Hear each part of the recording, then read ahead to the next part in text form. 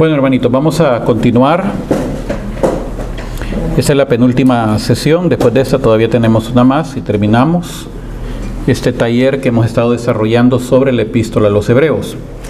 En la sesión anterior estábamos hablando acerca de la lista de los héroes, heroínas de la fe, que marcaron pues esa diferencia y que nos ayudan a nosotros a poder crecer también en la fe. Lo que decía la palabra de Dios, lo que leíamos en esta epístola: sin fe es imposible agradar a Dios. Es necesario que tengamos la fe, que es la certeza, la convicción de lo que no vemos.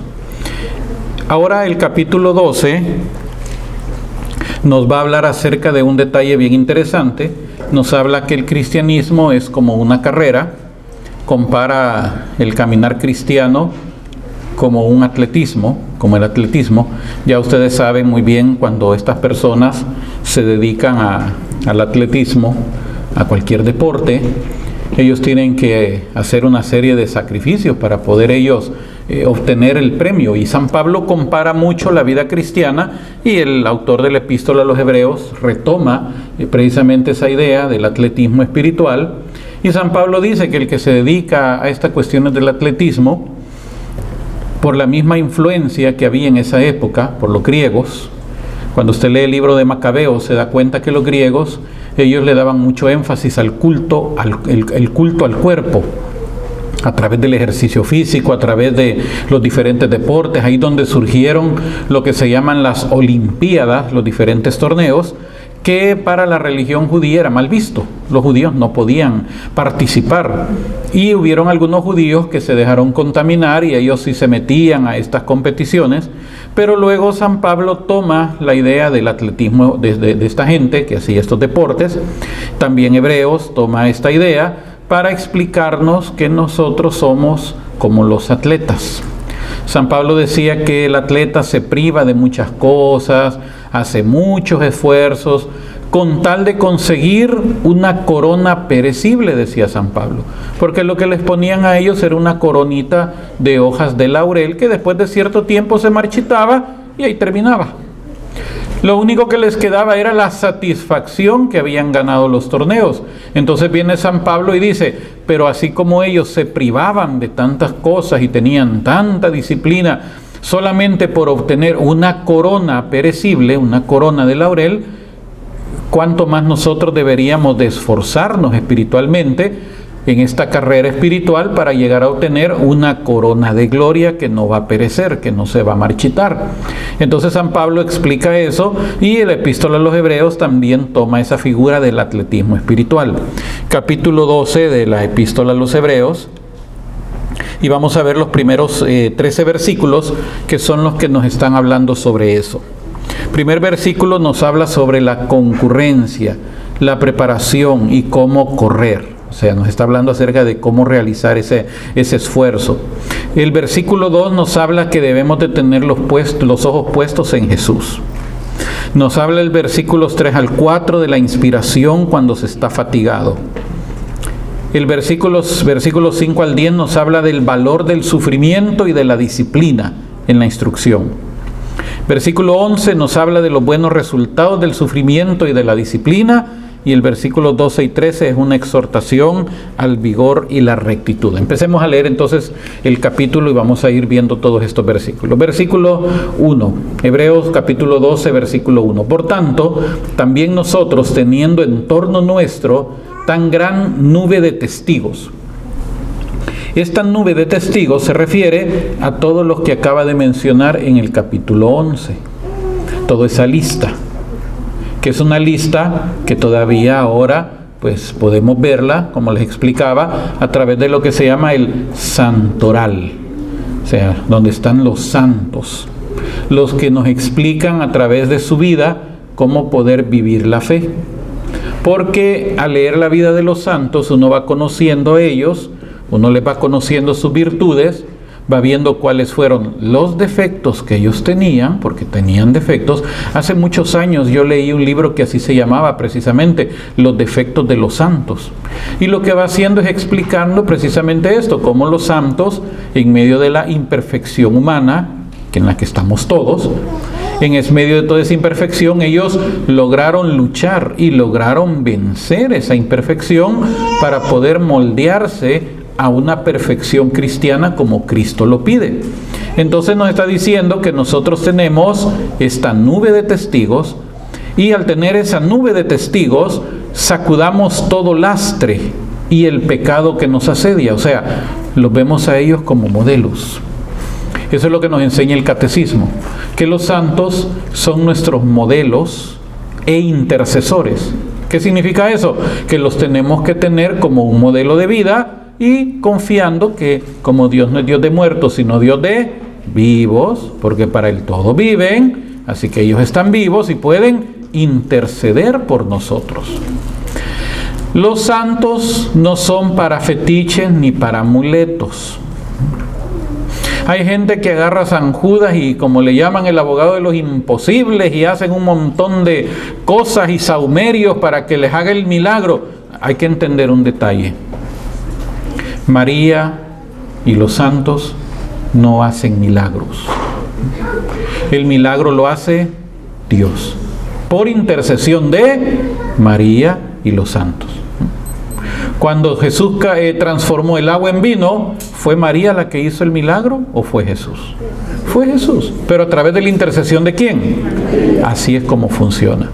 Cuando vino Pedro y Juan y le dijeron a aquel cojo, levántate en el nombre de Jesucristo, no tenemos oro ni plata, pero lo que tengo te doy. En el nombre de Jesucristo, levántate, y lo levantó. Cuando los agarraron y se los llevaron donde los fariseos, donde al Sanedrín, ellos dijeron, ¿y por qué nos ven a nosotros como que si nosotros hubiéramos hecho esto?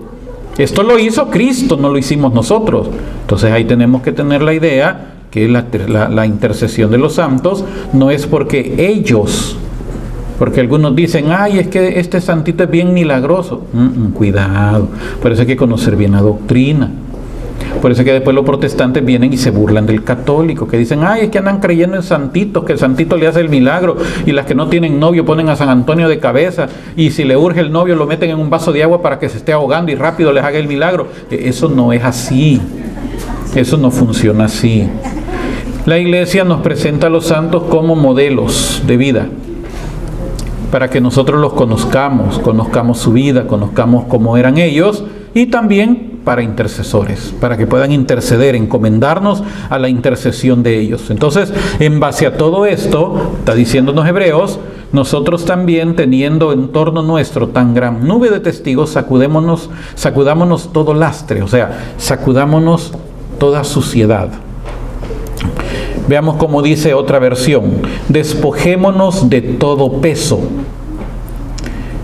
La Biblia Navarra dice también sacudámonos de todo lastre. Biblia latinoamericana dice depongamos pues toda carga inútil. Prácticamente es todo lastre, todo peso innecesario. Nosotros, hermanos, a veces nos vamos cargando de pesos innecesarios. Vamos arrastrando cosas que ya es tiempo de soltarlas, hermano. Mire, hay gente que vive tan esclavizada al pasado que se vive acordando. Ay, es que la mujer al marido, es que tu mamá me hizo algo hace como 50 años. Ya olvídate de eso, hombre. Es que duele, pues ya sana eso, soltalo. Porque muchas veces estamos invocando, al estarnos acordando de esos pensamientos, de esos malos recuerdos, estamos invocando que se vuelvan a repetir, o si han sido cuestiones de tipo espiritual, estamos invocando a esos seres espirituales. Por eso nunca se van los problemas de la casa, porque se vive invocando. Ay, ¿cómo me recordás a tu familia? Ya suelte eso. Entre más usted siga diciendo eso, más van a seguir, especialmente estos malos espíritus, molestando en su hogar. Hay que cortar. Entonces hay gente que anda cargando este lastre, esta carga de cuestiones que es tiempo que hay que irla soltando. Mire, hermano, el pasado ya pasó. Ya suéltelo. Si fue porque usted cometió un error, acéptelo. Y si las cosas se dieron porque usted también fue parte del error, acepte su culpa.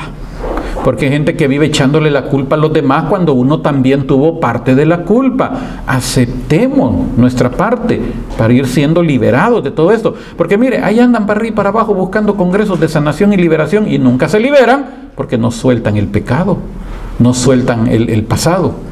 Viven recordando el pasado todo el tiempo. Y mientras no suelten el pasado, nunca se liberan, hermanos. Siempre van a estar con los mismos recuerdos. Entonces, teniendo esta nube de testigos, sacudamos todo peso innecesario y el pecado que nos asedia. Tenemos que ir cortando. Por muchos años yo acompañé a mi papá a Alcohólicos Anónimos. Vamos, por 6, 7 años. Entre los 13 y los 19 años aproximadamente, tiempo en ese que yo acompañaba. Dejé ir a los 19 años porque empecé la universidad y las clases eran de noche y el grupo se reunía de noche, así que ya no pude acompañar a mi papá. Pero siempre, cuando ya estaba más avanzado en mis estudios, ya incluso ya graduado de pastor, me invitaban para las sesiones públicas, para ir a dar conferencias, ir a dar charlas. Entonces yo aprendí mucho el programa de Alcohólicos Anónimos y leí pues la literatura de ellos, y una de las cuestiones que a mí me llamaba mucho la atención era esa parte de la terapia del grupo, de estar hablando de las experiencias que tuvieron, pero entre todo eso había un consejo que, especialmente a los que recién llegaban, era un consejo para que ellos no volvieran a caer en el alcoholismo. Y le decía, apártese de todo aquello que lo lleva al alcohol, que lo lleva a la bebida. Si a usted ciertas amistades lo incitan a beber, aléjese mejor. Si a usted ir a ciertos lugares lo incitan a caer en la bebida, no vaya a esos lugares. Incluso si a usted una canción lo hace a usted sentir el deseo de ir a embriagarse, ya no le escuche. Entonces ellos les están dando el ejemplo, les están dando los consejos para que se abstengan de toda esa situación. Entonces nos está diciendo la palabra de Dios, ya es tiempo que nos sacudamos también ese pecado que nos asedia. El problema es que a muchos nos gusta el pecado y por eso no lo soltamos. Y ya les he contado esta historia sobre aquella tribu en Tailandia que tenían el problema de los monos y que no hallaban los monos, no hallaban los cazadores cómo agarrar los monos, porque los monos estaban haciendo destrozos en esa aldea y no tenían manera de poderlos capturar porque eran muy listos. Cuando venían los cazadores con las redes, los monos ya estaban subidos en los palos, ya se iban en otras ramas, no los podían capturar. Pero a alguien se le ocurrió la idea de ponerles unas trampas. Entonces agarraron coco, abrieron el coco, un orificio pequeño, sacaron el agua y les pusieron arroz cocido. Porque sabían que a los monos les gustaba el arroz blanco, cocido, así como lo hacen los orientales. Entonces pusieron los cocos en diferentes lugares y todos los hombres se escondieron. Los monos bajaron, sintieron el olor a arroz, pero era un arroz especial porque era arroz con coco. Pues sí, estaba el coco ahí, estaba el arroz adentro y ellos sentían el olorcito a arroz con coco. Y el que no ha probado el arroz con coco, yo le digo, qué cosa, eso es riquísimo, hermano, pruébelo. Mira qué rico es el arroz con coco, más cuando trae los trocitos. Entonces, los monos al sentir el arroz con coco, pues ellos llegaban, sentían el aroma. Entonces, como el huequito donde habían sacado el agua, pues era pequeñito, entonces ellos metían la mano doblada para sacar la puñada de arroz. Pero cuando agarraban la puñada y querían sacarla, no podían. Porque la mano no la podían sacar porque la tenían así con el puño de arroz y el orificio era muy pequeño, se les quedaba trabada la mano, pero ellos no tenían la inteligencia para soltarlo, sino que empezaban a batallar a querer sacar la mano con todo el arroz.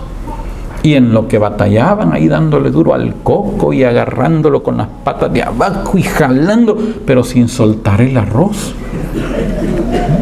Entonces en lo que estaban batallando, venían los cazadores, les echaban la red y se los llevaban y hacían tacos de mono. Se los terminaban comiendo a los monos. Entonces, dése cuenta, eso yo lo vi en un programa de televisión, un canal de animales, y cuando yo estaba viendo ese programa, ¿se acuerda que Hebreos así comienza? Dios habla de muchas maneras. Entonces, cuando estaba viendo ese programa, así es el asunto, dije yo. Eso es lo que nos pasa. El diablo sabe que nos gusta el arroz con coco, así que nos pone arroz con coco. Él sabe cuál es el arroz con coco que a usted le gusta. Y si a usted no le gusta un arroz con coco, le va a poner el que le gusta a usted. Por ejemplo, un alcohólico no le pone, si le gusta el licor, el guaro decimos nosotros en el país, en nuestros países, si le gusta el guaro, el licor, eso es lo que le va a poner. Al que es adúltero y no toma alcohol, no le va a poner botella, le va a poner mujeres. Entonces el diablo sabe cuál es su arroz con coco, cuál es mi arroz con coco, eso es lo que va a poner.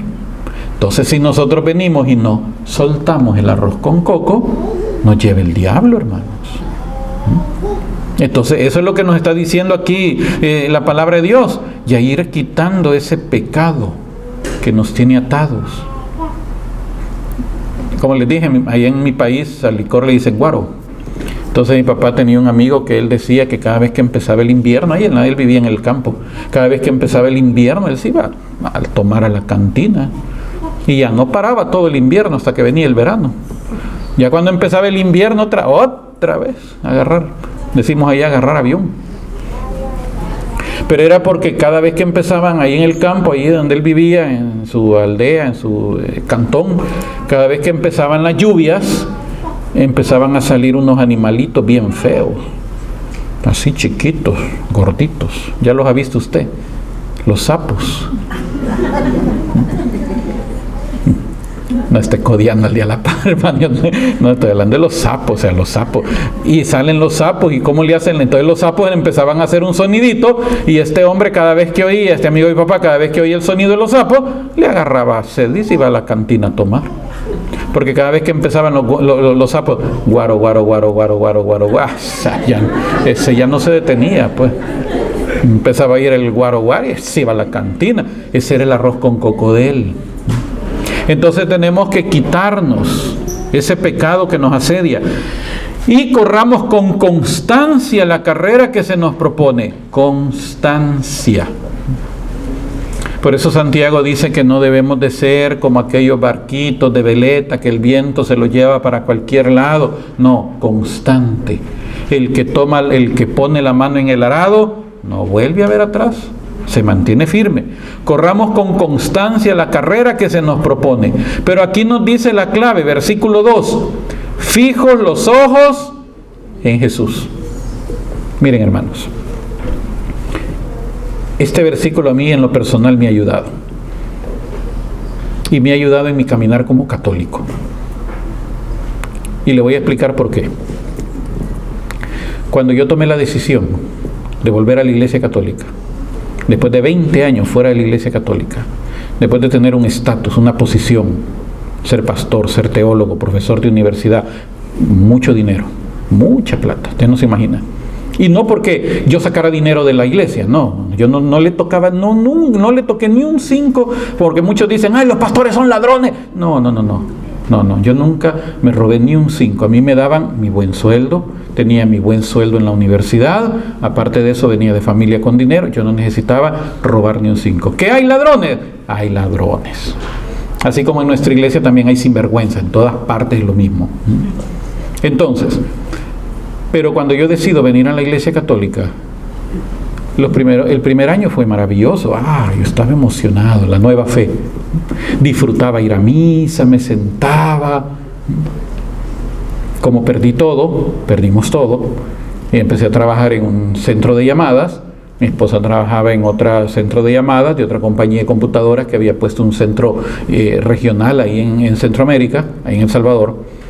Entonces económicamente después de un cierto tiempo ya nos habíamos medio nivelado. Ya no volvimos a tener el mismo nivel de antes, pero ya estábamos bien, ya íbamos bien. Segundo año igual, disfrutando, salía de mi trabajo los domingos, porque yo trabajaba día domingo, iba para misa, feliz. Pero en el tercer año, a todo esto, recibiendo formación, recibiendo todos los miércoles, iba a una clase en un círculo de estudio del Opus Dei, todos los miércoles, por casi 4 años, todos los miércoles. Hasta que un día, en el 2006, me invitaron para ir a dar mi testimonio en una reunión de señoras de esas que se hacen un gran copete y se echan un spray aquí, todas enjolladas, en un hotel, todo aquello. Entonces fui a compartir mi testimonio por primera vez. De ahí, de ese lugar, empezaron a llegar otra invitación. Cuando de repente me invitaron de Los Ángeles, De ahí me volvieron a invitar de Los Ángeles, pero esta vez ya no fue fin de semana, ya fue 15 días de un solo, mi vacación de trabajo. Ahí me invitaron si yo quería quedarme colaborando, y desde el noviembre del año 2006 hasta la fecha yo estoy dedicado a esto. Aquí viene lo interesante. Desde que yo empecé a predicar, los primeros años fue maravilloso, y mejor porque no había redes sociales. Pero era maravilloso porque yo iba aquí, iba allá, y en esto y lo otro. En ese contexto de tiempo, 2009, fue que yo vine por primera vez aquí a Milford, después el congreso en Harrington, después, andaba yo feliz por diferentes países. Pero ya empezaban a darse ciertas situaciones que a mí me perturbaban, me preocupaban. Porque después de que, los hermanitos, se ha convertido, gloria a Dios. Ya cuando yo les empecé a predicar de perfección de vida, cuando ya les empecé a predicar ya no solo de testimonio, cuando ya no quise seguir haciendo debates, porque ya lo que teníamos que decir ya se había dicho, ya para qué seguir peleando sobre lo mismo, y empiezo a hablar de conversión, perfección de vida, dejar el pecado, ya no les gustó. Porque querían show, querían espectáculo. Pero cuando ya empiezo a predicarles lo que enseña la palabra de Dios y la doctrina, compromiso con Dios, ya no les gustó. Y hasta la fecha se han inventado cuanta cosa han podido, que hasta mi pobre hija se la llevaron de encuentro, porque no les gusta la conversión. Entonces este versículo, yo siempre me agarro de ese versículo, fijo los ojos en Jesús. Si yo pusiera la mirada en la gente hace tiempo, es más, no hubiera durado ni 3 meses en la Iglesia Católica. Y les voy a contar por qué. Porque nosotros empezamos a ir 9 de noviembre. 31 de diciembre, estamos hablando de mes y medio, nos fuimos con mi esposa, con mis hijitos, tan pequeñitos, a pasar a recibir fin de año en un hotel de playa, ahí en El Salvador. Mi sorpresa, 1 de enero que íbamos con mis hijos, íbamos para la playa. Mi sorpresa, que voy viendo a un cura muy famoso aquí en este país, muy famoso, que si usted supiera se espanta quién es, muy famoso, con un niño como de 15, 16 años dándole de comer en la boquita y bien acarameladito. Y la Juan no lo voy viendo, Dios mío, si este es el que sale en televisión. Y sabe, en ese momento la voz del maligno, fíjate para dónde te estás yendo. Si no tuvieran los ojos puestos en Jesús, yo pienso que en ese momentito mejor no hubiera seguido adelante. Si yo hubiera tenido puesta la mirada en hombres, pero mi mirada no está puesta en hombres. Mi mirada siempre ha estado puesta en Cristo. Y eso es lo que me ha sostenido y ha sostenido mi fe dentro de la iglesia. Y eso es lo que tiene que aprender usted también a ver para que su fe se mantenga firme en la iglesia. Porque ¿cuánta gente no se ha ido de la iglesia por el mal testimonio de otros? Y esos que han dado mal testimonio, aquí siguen todavía, no aquí, pero siguen todavía en la iglesia. Están en la iglesia. Y los que se vieron ese mal testimonio, esos sí se fueron heridos, lastimados. Y los bandidos siguen aquí y reinando también en la iglesia. Entonces uno tiene que tener la mirada puesta en Jesús, el que inicia y consuma la fe, el cual por el gozo que se le proponía soportó la cruz sin miedo a la ignominia. Ignominia quiere decir vergüenza. Era vergonzoso morir crucificado, era vergonzoso, era una vergüenza. Y está sentado a la diestra del trono de Dios. Entonces Jesús es el que nos da el ejemplo a nosotros. Si Jesús fue capaz de soportar la cruz y cargar la cruz y ser clavado en la cruz, nuestra mirada tiene que estar puesta en Él. Yo recuerdo un santo que dormía en tablas, después de que había sido de la nobleza y dormía en colchones, ya él empieza a hacer penitencia en un monasterio y dormía en tablas. Entonces cada vez que él sentía el malestar de haber estado durmiendo durante su vida, su juventud, en cama bien acolchonada, y ahora estar durmiendo en tabla, y él cuando sentía la carne, decía en la carne, no hombre, si yo tengo una camita bien rica que me está esperando ahí en mi casa, ¿yo qué estoy haciendo acá? Pero dice que enfrente tenía el crucifijo, y cuando miraba a Jesús en el crucifijo decía, eran más duras esas tablas que tuviste, le decía, porque al menos yo no estoy clavado. y Él estuvo clavado. Y la cruz fue muy dolorosa, muy dolorosa. Entonces, si Jesús pudo atravesar por todo eso, tenemos que tener los ojos puestos en Él. Él es el que inicia y el que termina nuestra fe, el que la lleva al término. Versículo 3. Fijaos en aquel que soportó tal contradicción de parte de los pecadores. Mire, cuando leemos el Evangelio, encontramos cómo Jesús fue calumniado y atacado. Mandaban los fariseos, los escribas, mandaban espías a oír qué decía. Y cuando Él decía algo, después lo que Él decía, lo tergiversaban. Y a la hora que le hicieron su juicio, aparecían muchos testigos diciendo cosas que no podían probar. Pero como ya tenían resuelto condenarlo, creían todo lo que estos falsos testigos decían, porque ya tenían el objetivo de condenarlo.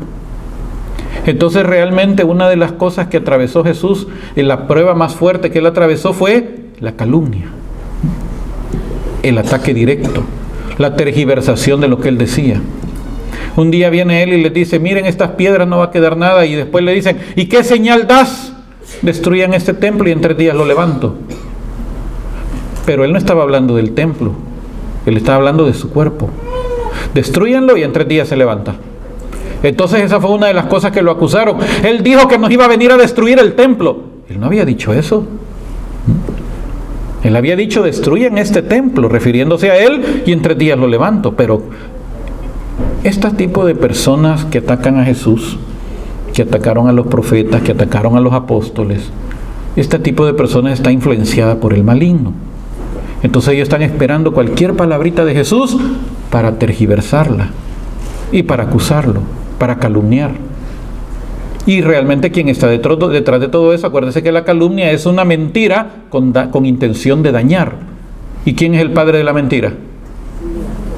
Así que toda aquella persona que miente con intención de dañar, ¿de parte de quién está trabajando? Ah, pero reza. Es bien rezador.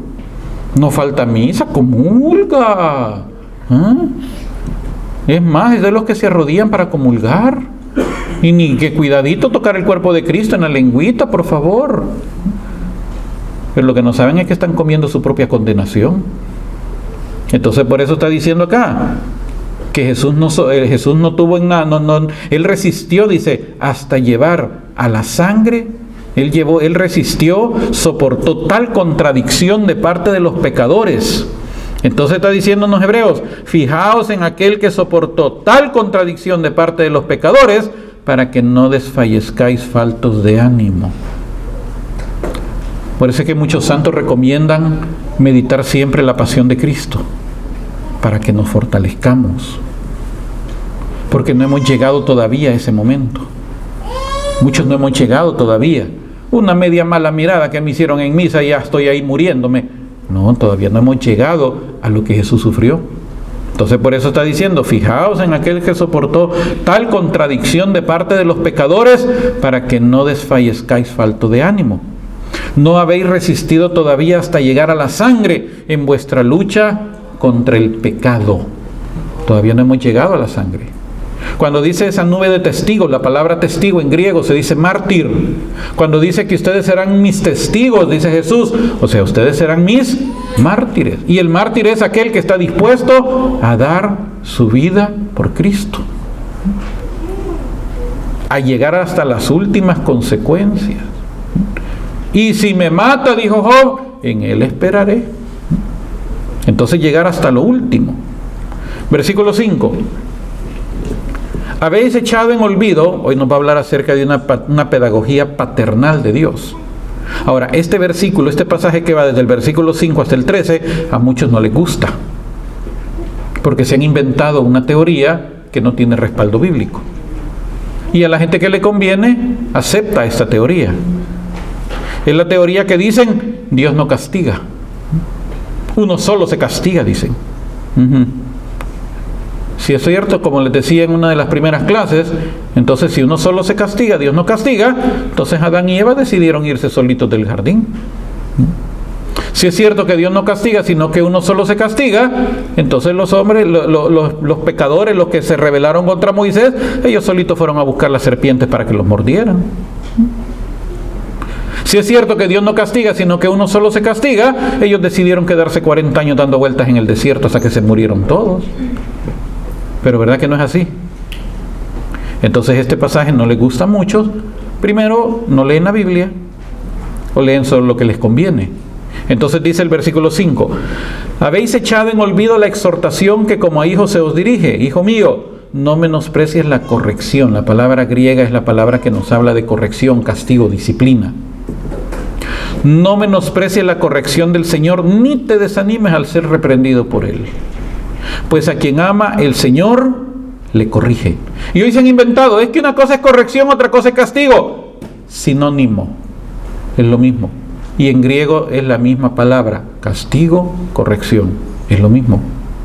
Pues a quien ama el Señor, le corrige y azota a todos los hijos que reconoce. O sea que Dios nos azota, hermanos. O sea que Dios nos ama. Entonces, ¿cómo un Dios que ama nos va a castigar? Porque nos ama. Acuérdese que nosotros fuimos hijos. Somos hijos.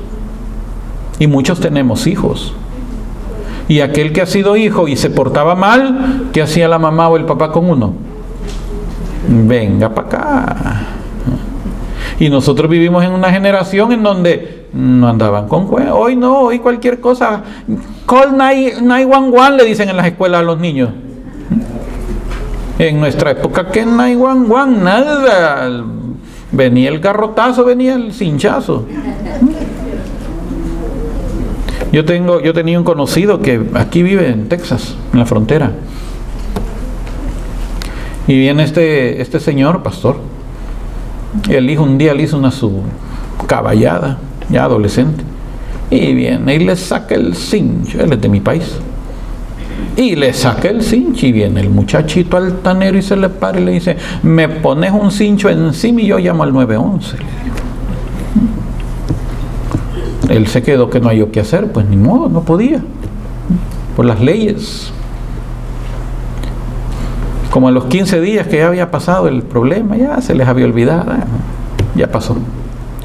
Le dice al hijo: mira, vamos al otro lado, hacia México.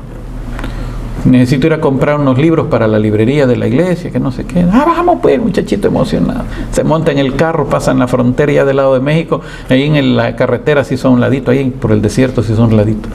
Bájate, le dijo. ¿Y qué pasó? Bájate, le dijo. Y cuando se bajó del carro, se sacó el cincho. Oh, llámame al 911, le dijo. Oh, llámamelo, le dijo. ¿Y dónde? Si en México y en el medio del desierto, ¿qué 911? Ahí lo emparejó. Por eso dice aquí: quien ama, pues a quien ama el Señor le corrige y azota a todos los que reconoce. Sufrís para corrección vuestra.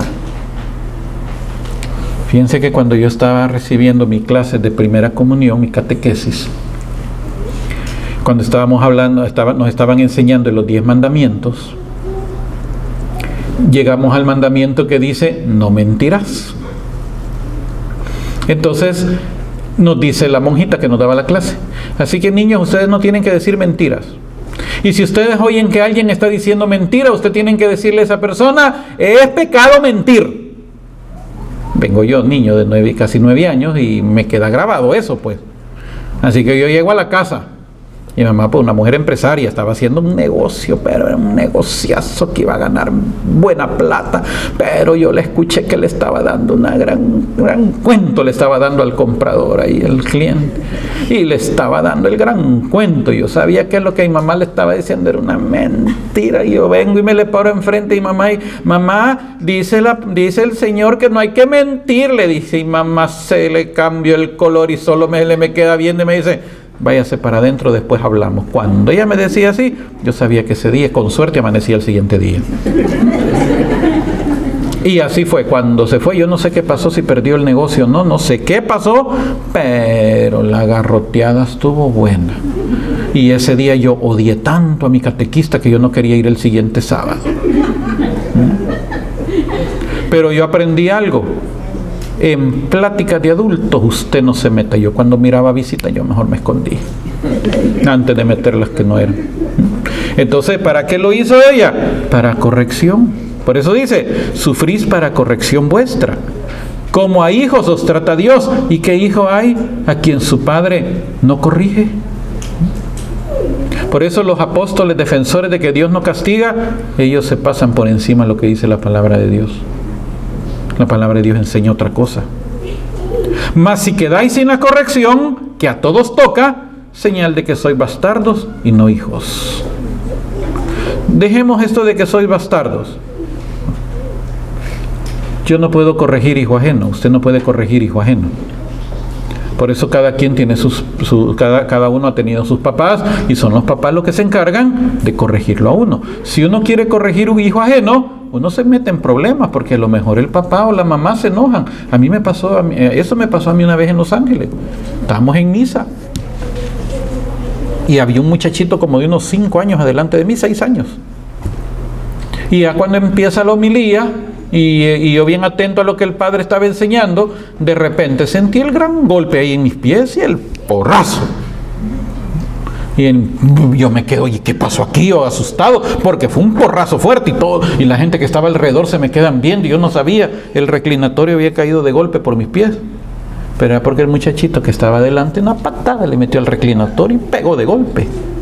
Entonces cuando yo vi eso, yo sentí en ese momento. Entonces lo que hice, pues, bueno, ni modo, tengo que relajarme. Así que subí el reclinatorio, pero yo me le quedé viendo al muchachito como quien dice, Dios te libra que sos mi hijo, porque ahorita trapeo aquí con vos.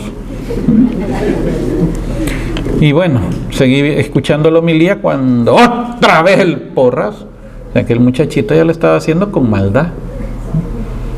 Y estaba con 2 señoras, una parece que era la mamá y la otra la tía. Y nada, que las mujeres hacían nada, hermano, nada. Entonces ya eran 2 veces. Y yo dije, a la tercera se va, dije.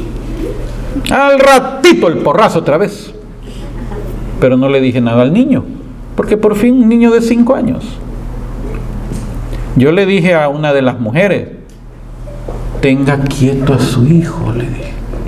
Es un niño, me dijo. Pues sí, porque es un niño, téngalo quieto. Y viene la otra, me gritó, ¡es un niño!, me dijo. Así me gritó en medio de la homilía. ¡Es un niño! Pues corríjalo, le dije yo. Y el padre se me queda viendo, porque el padre era los que se caminaba en medio del templo, y el padre se me queda viendo. Y yo me sentí, ¿se acuerda usted Pedro Picapiedra cuando quedaba avergonzado y se iba haciendo chiquito? Así me fui haciendo yo chiquito. Pero de repente vi que la gente se me quedó viendo la gente, pero de repente empecé a ver a un señor y a otra gente que me empezó a hacer así. Ya cuando empezaron a hacer así, empecé. Pero imagínense, hermano, este muchachito haciendo lo que él quería, y la mamá, hablo porque es un niño, voy a dejar que se monte en lo que sea. Yo conocí una parroquia donde por muchos años a los hispanos no los dejaban entrar. Bueno, solo a la misa y se me van rápido. Y a los muchachitos mejor ni los traigan, o si los traen, porque en la asamblea que ellos tenían, los muchachitos hacían lo que les daba la gana, los papás estaban ahí, aleluya, hablando en lengua y toda la cuestión, pero los muchachitos un día le dieron fuego al papel higiénico y lo tiraron en unos baldes, y agarró fuego el baño de la iglesia y se quemó la iglesia, se quemó el templo. Entonces el párroco los echó. Les dijo, yo no quiero hispanos aquí. Les digo, vayan a ver, allá vayan a sus casas, allá hagan sus celebraciones, allá hagan sus reuniones, aquí no los quiero, allá vayan a quemar sus iglesias, sus casas, les dijo. Hasta que se fue ese párroco y llegó otro, fue que ya les permitió llegar, pero ya con ciertas reglas. Todo por la mala educación, porque no corrigen. Entonces por eso aquí, si quedáis sin la corrección, que a todos toca, señal de que sois bastardos y no hijos.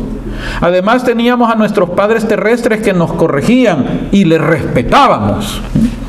¿No nos someteremos mejor al Padre de los Espíritus para vivir? O sea, si teníamos tanto respeto con nuestros padres, ¿cómo no debemos de tener tanto respeto, tanto mayor respeto con Dios mismo? Pero hoy vivimos en una etapa en donde nosotros hacemos lo que queremos, como queremos, y todavía nos vienen a decir que Dios no castiga. Pues démosle, sigamos, Diosito es amorcito.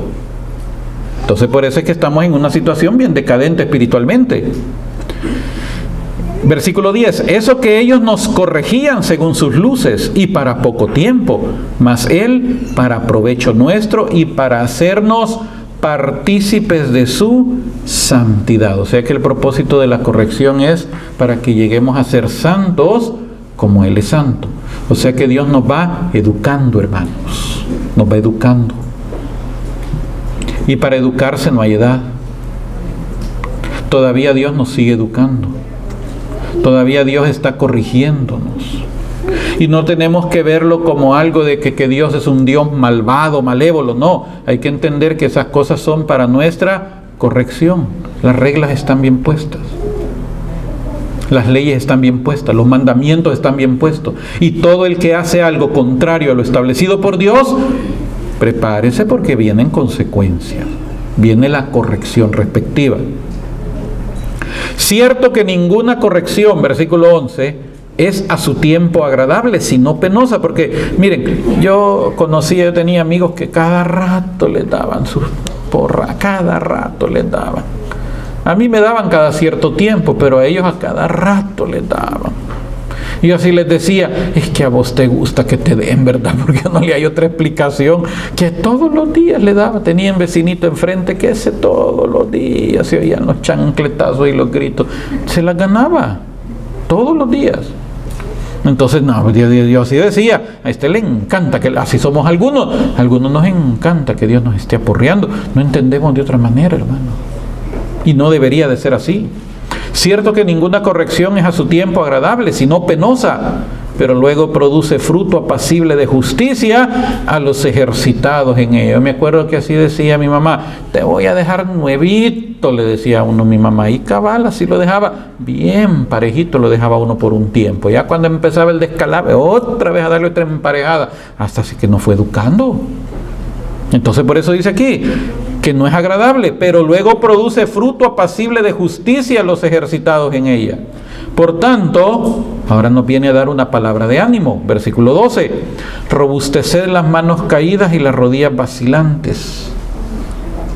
O sea, ya poniendo las piernas bien firmes.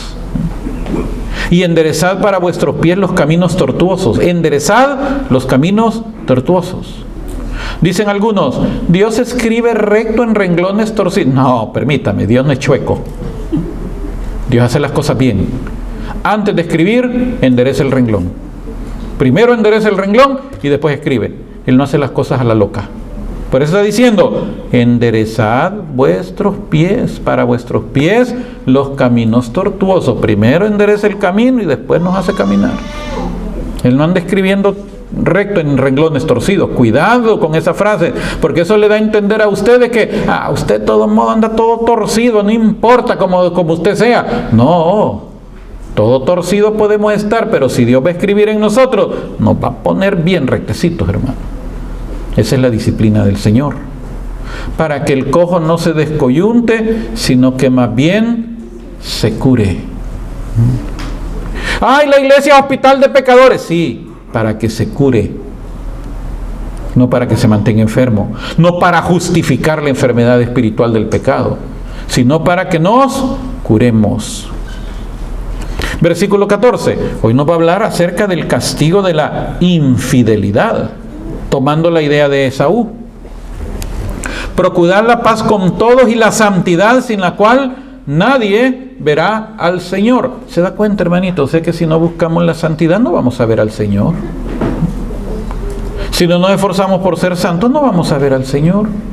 Todo aquel que se excusa, que dice que la iglesia no es museo de santos, no va a ver al Señor.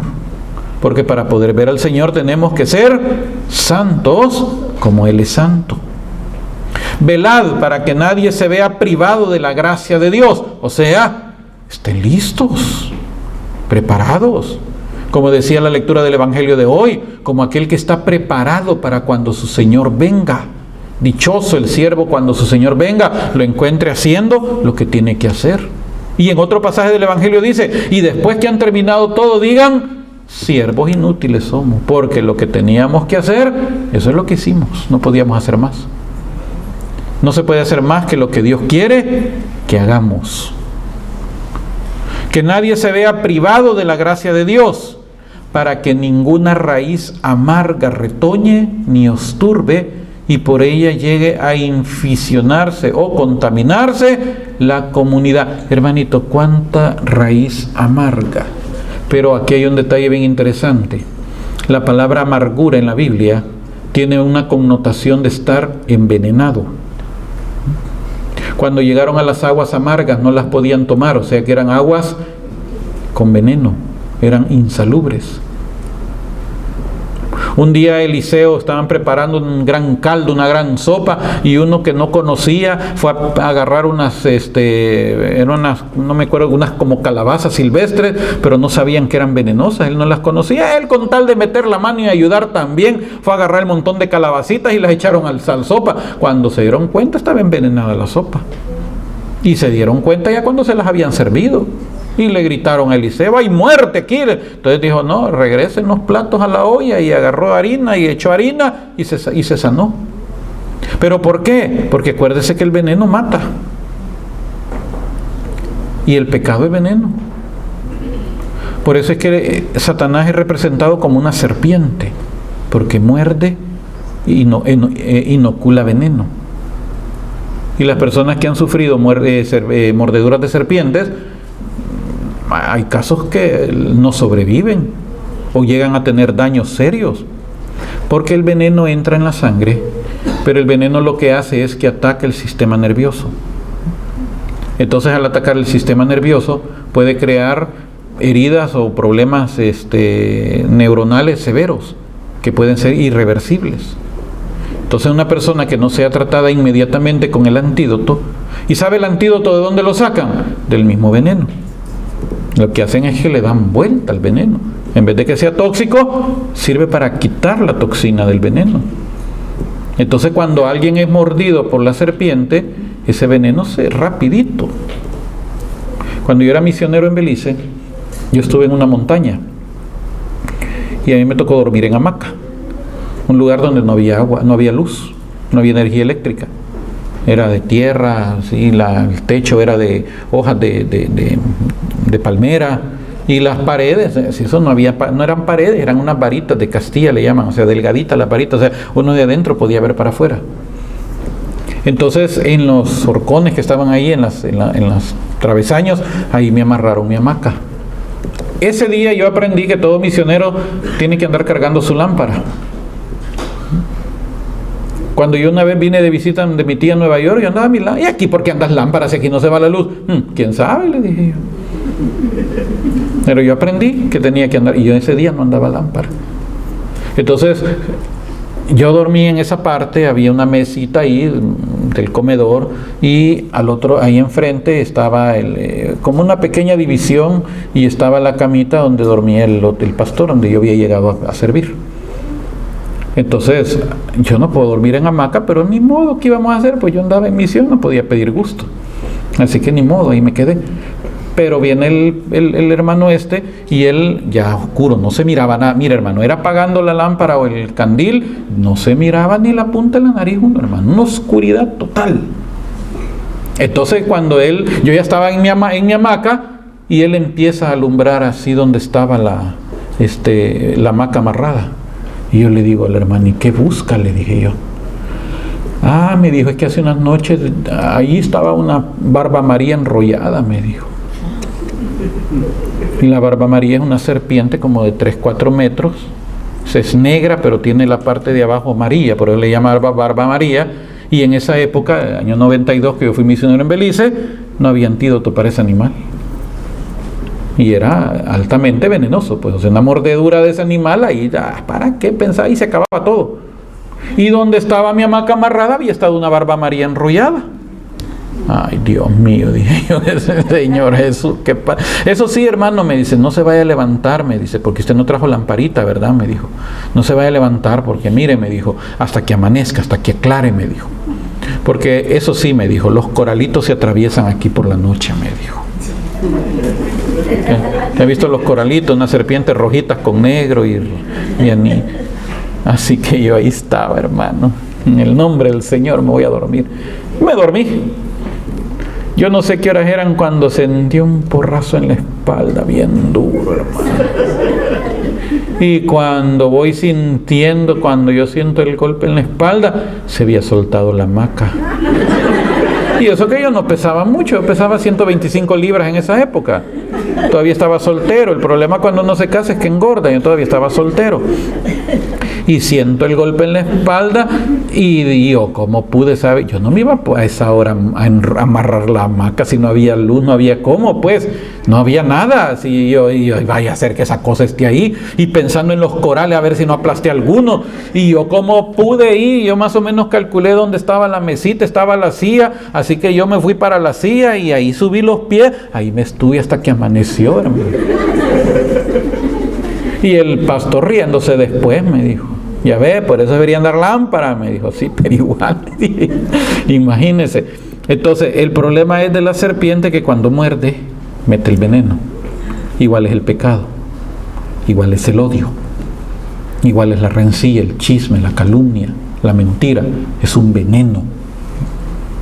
Mucha gente es contaminada. Por eso está diciendo que no vaya a haber, dice acá, como alguien, ninguna raíz amarga que retoñe, osturbe y por ella se contamine, porque cuando alguien es contaminado con la mentira, con el chisme, la calumnia, esa persona contamina a otros.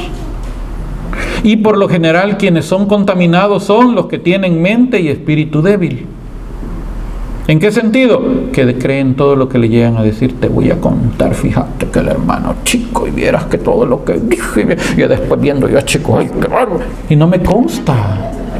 No me consta, pero como me envenenó y yo era débil, por eso dice aquí, cuidado, no vayan a ver nadie que se deje ninguna raíz amarga, que retoñe, que osturbe y por ella se contamine la comunidad, porque después se va regando el chisme, es como un cáncer que se riega. Versículo 16, que no haya ningún disoluto. Un disoluto es aquel que no le importa nada, hace lo que le dé la gana. O impío como Esaú, que por una comida vendió su primogenitura, y ya sabéis que luego quiso heredar la bendición, pero fue rechazado y no logró un cambio de disposición, aunque lo procuró con lágrimas. Porque hay un momento, hermanitos, en que Dios se cansa. Hay un momento en donde Dios dice, hasta aquí. Acuérdese de Israel cuando Dios se cansó y les mandó a los asirios y se los acabaron. Acuérdese de Judá cuando Dios se cansó y les mandó a Nabucodonosor y se los acabó. Acuérdese de los judíos en el tiempo de Jesús cuando Dios se hartó también de ellos y les mandó a Tito y se los acabó. Hay un momento que Dios se harta. Por eso no debemos de jugar con la gracia. Por eso dice claramente aquí, cuidado, no vaya a haber entre ustedes tampoco ningún disoluto o impío que por una comida vendió su primogenitura. Hermanitos, cuidado con vender la gracia de Dios por una tontera. Cuidado con vender la gracia de Dios por un momentito de pecado. Cuidado con vender la gracia de Dios, la promesa de salvación, por algo que dura un ratito. Cuidadito. La Biblia está llena de ejemplos de gente que perdió por un momentito de pecado. David, cuántas consecuencias tuvo por un ratito de pecado. Sansón, todo lo que perdió por haberle descubierto su corazón a una mujer de la que no tenía que enamorarse. Y así la palabra de Dios nos da muchos ejemplos. Judas mismo se dejó también tentar por el dinero. Entonces tenemos que tener cuidado, hermanos, para que no haya impíos, no haya disolutos, y cuidado con aquellos que se dejan envenenar por la serpiente. Cuidado con todo eso. Bueno, vamos a hacer nuestra pausa y continuamos ya en la última sesión. Ave María Purísima. En el nombre del Padre, del Hijo y del Espíritu Santo. Amén. Continuamos entonces después.